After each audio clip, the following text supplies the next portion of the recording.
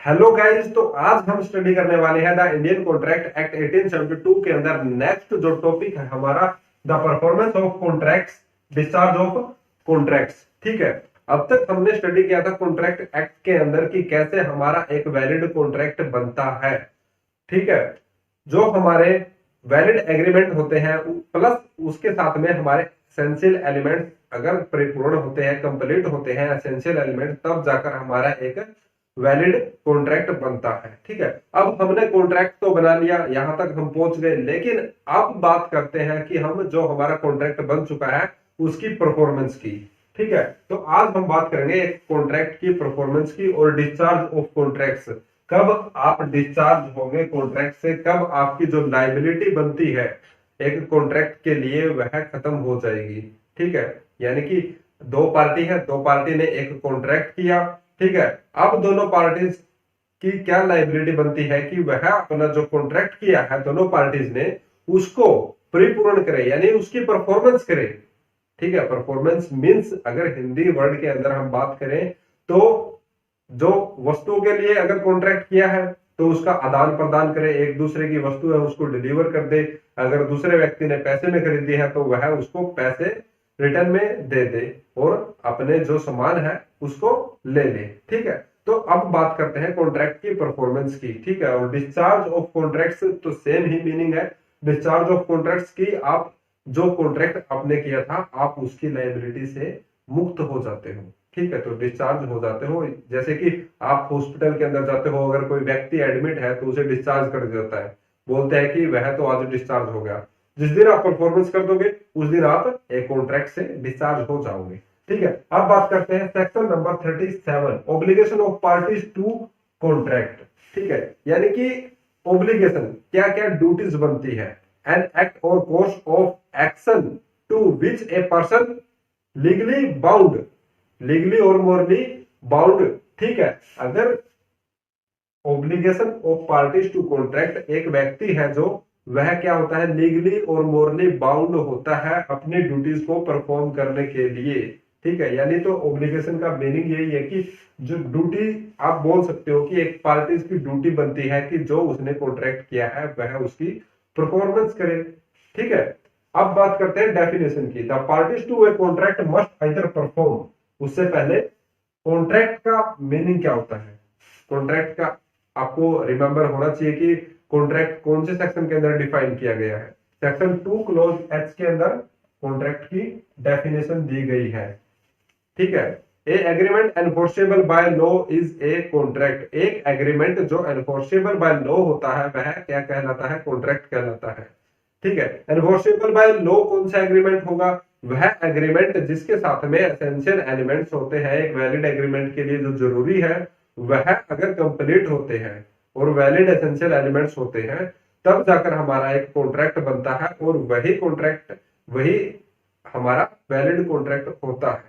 और जो enforceable by law एक एग्रीमेंट होता है यानी कि वह एग्रीमेंट जिसके अंदर सारी की सारी जो चीजें हैं, आपने जो बात लिखी हुई है, जो कंडीशंस टर्म्स लगाई हुई है, वह सारी क्या होनी चाहिए, लॉफुल होनी चाहिए, तब जाकर हमारा एक एग्रीमेंट है जो एनफोर्सेबल होता है। ठीक है। अब बात करते हैं डेफिनेशन की। The parties to a contract must either perform, तो यहाँ पर दोनों पार्टीज है उनकी ड्यूटीज बनती है कि वह क्या करे, अपना जो कॉन्ट्रैक्ट है उसकी परफॉर्मेंस करे। यहाँ पर हम यह नहीं बोल सकते हैं कि एक पार्टी की ड्यूटी बनती है कि वही पार्टी परफॉर्म करेगी उसको। ठीक है। तो यहाँ पर दोनों पार्टीज की ड्यूटी बनेगी कि वह दोनों पार्टीज परफॉर्म करे अपने अपने बिहाफ पर, अपने अपने बेस पर। कि आपने अगर सामान खरीदना है तो आप उसको फोन करके यह भी बोल सकते हो कि आप मेरा सामान डिलीवर कर दीजिए। और ऑफर टू परफॉर्म, तो यहां पर क्या करेंगे, मान लीजिए दो पार्टीज है ए और बी, ए और बी। ठीक है। दोनों के बीच में एक कॉन्ट्रैक्ट हुआ था, तो यहां पर ए प्रोमिसी है, ये कौन है, प्रोमिसर। ठीक है। तो यहां पर प्रोमिसी ए को बोल सकता है कि आप मेरा सामान डिलीवर कर दो, और यहां पर यह इसको फोन करके यह बोल सकता है कि क्या मैं आपका जो सामान है वह डिलीवर कर दूं, जो डेट फिक्स हुई है, जो टाइम निर्धारित किया गया है दोनों पार्टीज ने कॉन्ट्रैक्ट के अंदर, उस समय पर, उस डे को या फिर उस डे से पहले जो प्रोविजर है, ए से पूछ सकता है क्या मैं आपका सामान डिलीवर कर दूं, तो वह उसको ऑफर कर सकता है परफॉर्म करने के लिए अपने बिहाफ पर जो कॉन्ट्रैक्ट उन दोनों पार्टीज ने बनाया हुआ है। ठीक है, अब बात करते हैं आगे। देयर रिस्पेक्टिव प्रोमिसेस, अपना अपना जो उन्होंने प्रोमिसेस किया है उसको परिपूर्ण करने के लिए, unless such performance is dispensed with और excused under the provisions of this act और ऑफ एनी अदर लॉ, जो परफॉर्मेंस है अनलेस, इसके अलावा अगर जो परफॉर्मेंस है वह डिस्पेंस और एक्सक्यूज्ड, उसके ऊपर उसके अंदर कोई प्रोहिबिट ना किया गया हो, ठीक है, और कोई ऐसी चीज ना हो कि जो इस प्रोविजंस के अनुसार प्रोहिबिट, उस पर रोक लगाती हो या फिर अनलॉफुल हो, या फिर अदर एनी अदर लॉ, या फिर किसी अन्य लॉ के द्वारा। ठीक है, यानी कि कुछ चीजें ऐसी होती है कि मान लीजिए आपने कॉन्ट्रैक्ट तो कर लिया, लेकिन उसके अंदर आपने जो कंडीशन लगाई हुई है या फिर आप जो कंडीशन लगा रहे हो at the time of performance, तो वहां पर क्या करते हैं कि वह प्रोहिबिट करती है किसको, एक कॉन्ट्रैक्ट को परिपूर्ण करने से, एक कॉन्ट्रैक्ट की परफॉर्मेंस करवाने से। तो वहां पर ऐसा नहीं होना चाहिए, तब आप उसकी आराम से परफॉर्मेंस कर सकते हो एक कॉन्ट्रैक्ट की। ठीक है, अब बात करते हैं इसके अंदर effect of A death. Effect क्या पड़ेगा अगर एक पार्टीज की डेथ हो जाए। ठीक है, अगर पार्टीज की डेथ हो गई, मान लीजिए दो पार्टियों ने कॉन्ट्रैक्ट तो बना लिया था, लेकिन बिफोर परफॉर्मेंस एक पार्टीज की डेथ हो गई, तो वहां पर उसके कॉन्ट्रैक्ट के ऊपर क्या इफेक्ट पड़ेगा, क्या उस कॉन्ट्रैक्ट को पूरा किया जा सकता है या फिर नहीं किया जा सकता है। तो सेकंड जो पैरा दिया गया है सेक्शन नंबर 37 का, उसके अंदर डिफाइन किया गया है, promisors bind the representative of the promisors in case of the death of such promisors before performance unless a contrary intention appears from the contract. Promisors क्या करते हैं, बाइंड करते हैं representative. Representative means legal heir. ठीक है, यानी कि उसकी फैमिली को क्या करते हैं, बाउंड करता है। कौन करता है, प्रोमिसेस बाइंड करता है रिप्रेजेंटेटिव को कि आप उसकी परफॉर्मेंस करो जो कॉन्ट्रैक्ट हमारे दोनों के बीच में हुआ था। ठीक है, तो इसको हम समझेंगे अब। ए और बी दो पार्टीज हैं। ठीक है, ए ने क्या कर लिया, कॉन्ट्रैक्ट कर लिया बी के साथ, दोनों के बीच में बन गया कॉन्ट्रैक्ट। यहां पर आफ्टर कॉन्ट्रैक्ट क्या हो जाता है कि जो ए है उसकी डेथ हो जाती है बिफोर परफॉर्मेंस।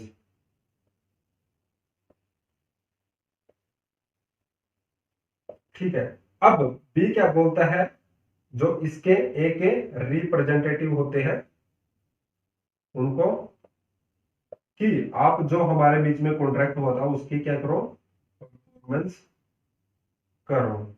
ठीक है, अब यहाँ पर ए बी के बीच में कॉन्ट्रैक्ट हुआ था, ए की हो गई डेथ।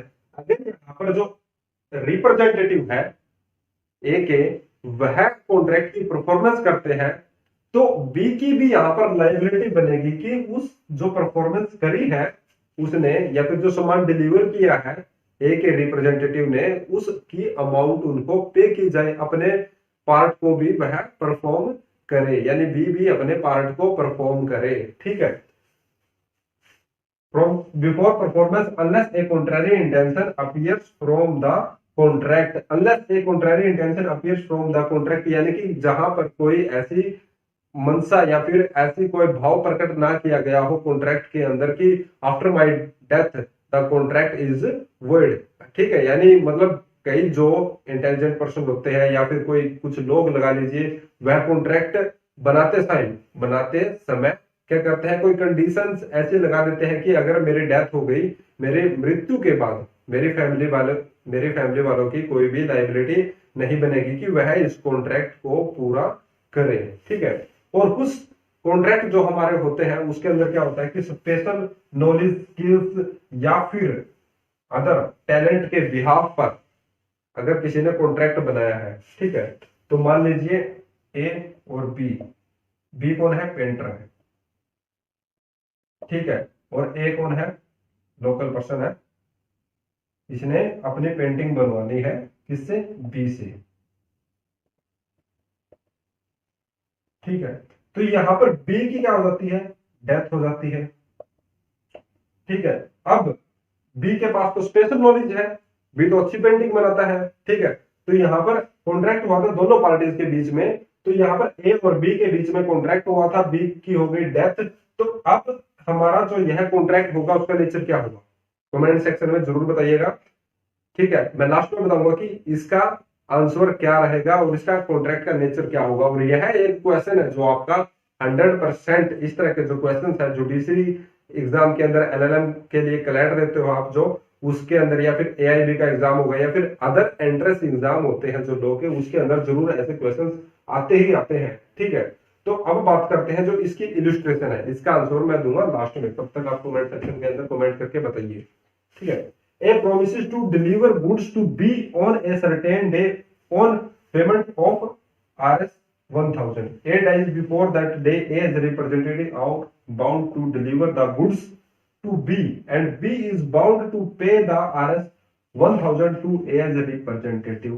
ठीक है, यानी कि यहां पर क्या होगा, effect of death of the parties before performance of the contract. अगर एक पार्टी परफॉर्मेंस करने से पहले एक्सपायर हो जाती है तब उसका कॉन्ट्रैक्ट के ऊपर क्या इफेक्ट पड़ेगा, तो वही चीज यहाँ पर दी गई है कि A promises to deliver goods to B.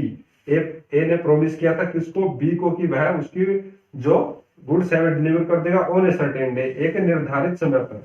यह चीज बहुत इंपॉर्टेंट होती है कि कॉन्ट्रैक्ट के अंदर आपने निर्धारित समय किया था, उस दिन उस डेट को उस समय पर मैं आपकी यह चीज डिलीवर कर दूंगा। आप यह नहीं बोल सकते किसी को कि मैं क्या आपकी जो, मान लिया आपने 15 तारीख को बोला है कि 15 तारीख को मैं आपकी गुड्स है डिलीवर करूंगा, आपके कॉन्ट्रैक्ट की परफॉर्मेंस करूंगा। ठीक है, लेकिन आप यह नहीं बोलोगे कि मैं आपको 16 तारीख को करूंगा। ठीक है, वहां पर जो सेकंड पार्टी होगी वह क्या कर सकती है, उसकी एक्सेप्टेंस करने से उस जो गुड्स आप डिलीवर करने जाओगे उसको क्या कर सकती है, रिफ्यूज कर सकती है, मना कर सकती है लेने से।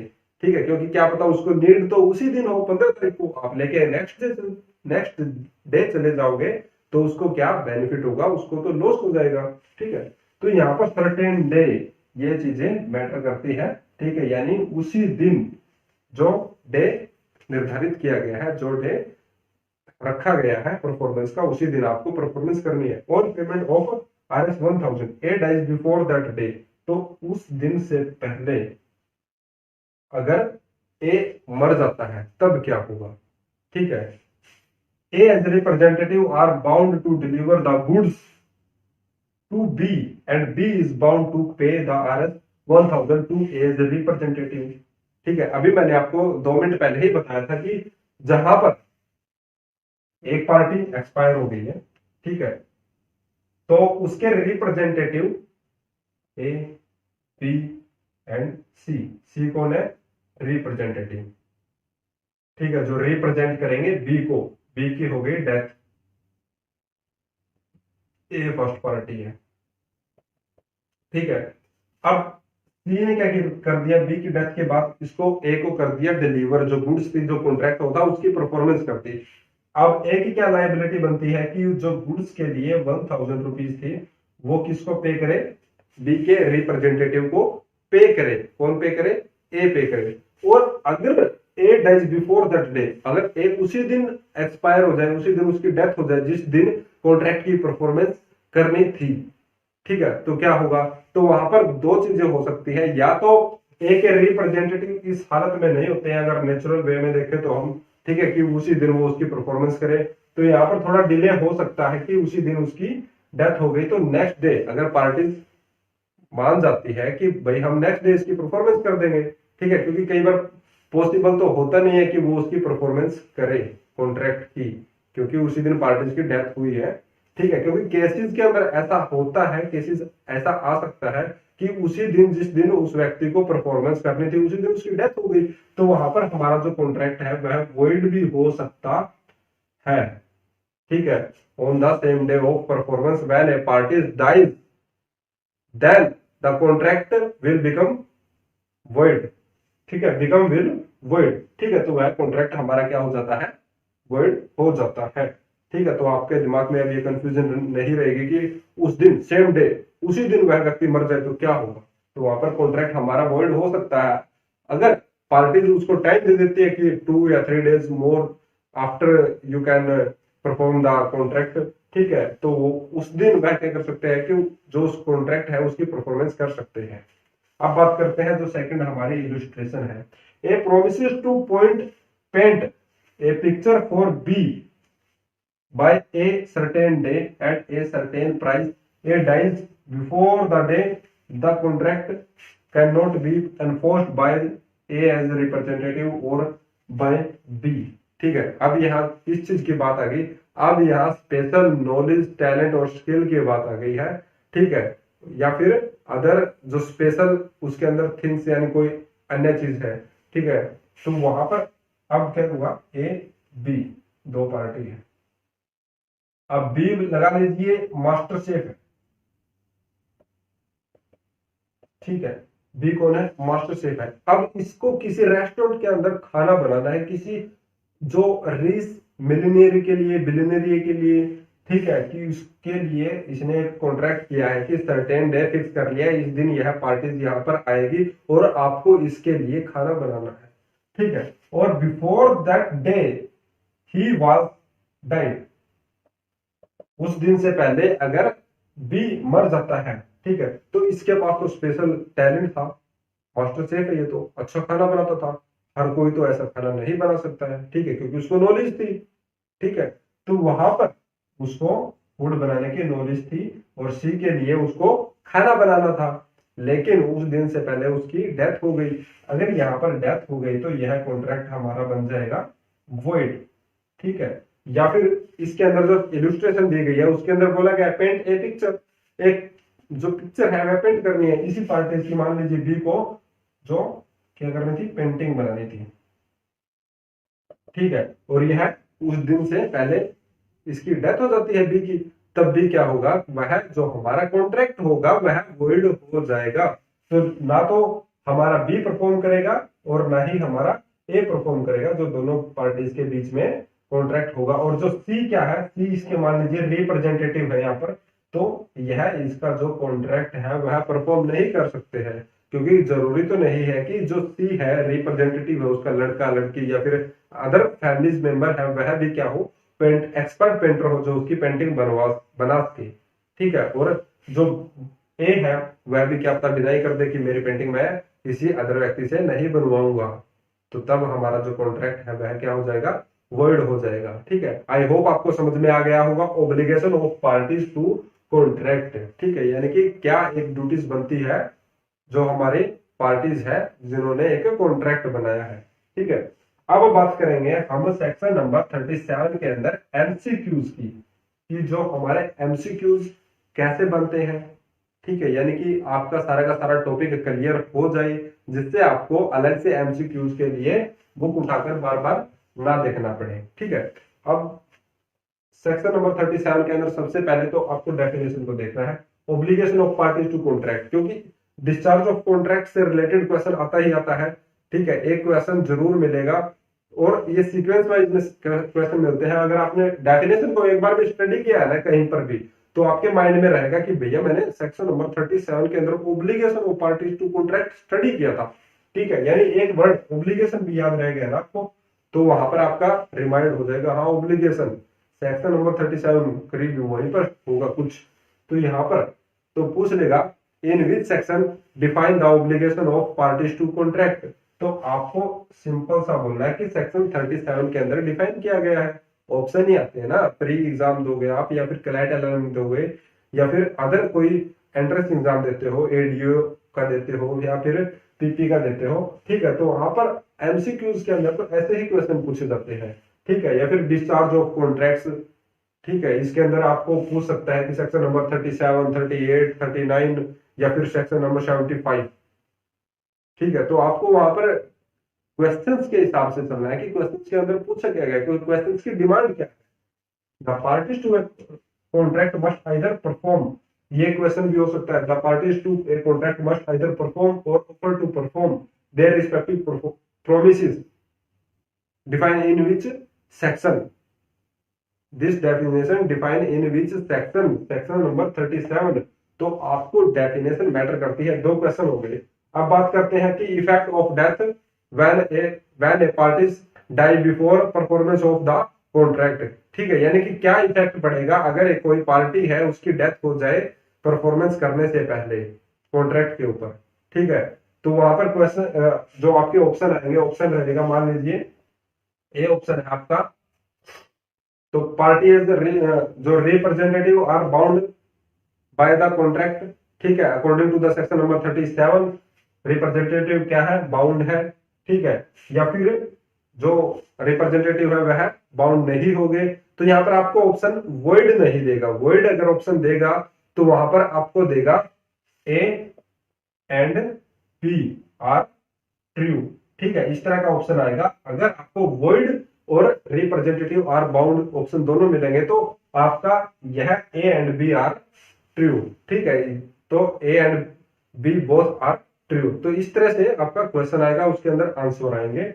ठीक है, तो एक ऑप्शन और देख लेगा। ठीक है, unless a contrary intention appears from the contract, अगर यह लाइन आ गई तो वहां पर यह हो जाएगा कि हाँ, अगर कोई इंटेंशन अपीयर्स की गई है, ठीक है, कोई कॉन्ट्रैरी इंटेंशन है, दी गई है, कोई इच्छा दी गई है उसकी कि मेरी डेथ के बाद क्या है, एक जो कॉन्ट्रैक्ट है वह परफॉर्म नहीं करेगा कोई भी जो मेरा लीगल रिप्रेजेंटेटिव है। ठीक है, तो वहां पर आपको चार ऑप्शन भी दे सकता है, रिप्रेजेंटेटिव आर बाउंड, जो एग्री, जो हमारा कॉन्ट्रैक्ट है वह वॉइड हो जाएगा, unless a contrary intention appears from the contract. ठीक है, तो अब क्वेश्चन को समझना है कि क्वेश्चन के अंदर आपसे पूछा क्या गया है। अब बात करते हैं इलुस्ट्रेशन से। इलुस्ट्रेशन का क्या है, आपको थोड़ा ध्यान में होना चाहिए। इलुस्ट्रेशन एक तरह का एग्जाम्पल ही होता है। एग्जाम्पल आपको अगर याद होगा तो सेक्शन आपको याद रहेगा, और सेक्शन आपको याद रहेगा तो आपके क्वेश्चन इजिली सोल्व हो जाएंगे, और क्वेश्चन सोल्व हो गए तो आपके मार्क्स बन जाएंगे। अब आपको इलुस्ट्रेशन को एक बार स्टडी करना है और इसको रिवाइज करना है। रिवाइज करने के बाद आपको जो क्वेश्चन है उसके ये बिल्कुल same as it is question आ जाते हैं, पूछ लिया जाता है। ठीक है, जो आपके क्वेश्चन के अंदर। ठीक है, आई होप आज का टॉपिक आपको समझ में आ गया होगा। अगर फिर भी कोई बात आपको समझ में नहीं आई है तो वीडियो को कमेंट सेक्शन में आप जाकर कमेंट करके हमसे अपना क्वेश्चन पूछ सकते हैं, हम आपका आंसर जरूर देंगे। तब तक के लिए टेक केयर, बाय बाय। तो मिलते हैं नेक्स्ट वीडियो के साथ। Thank you.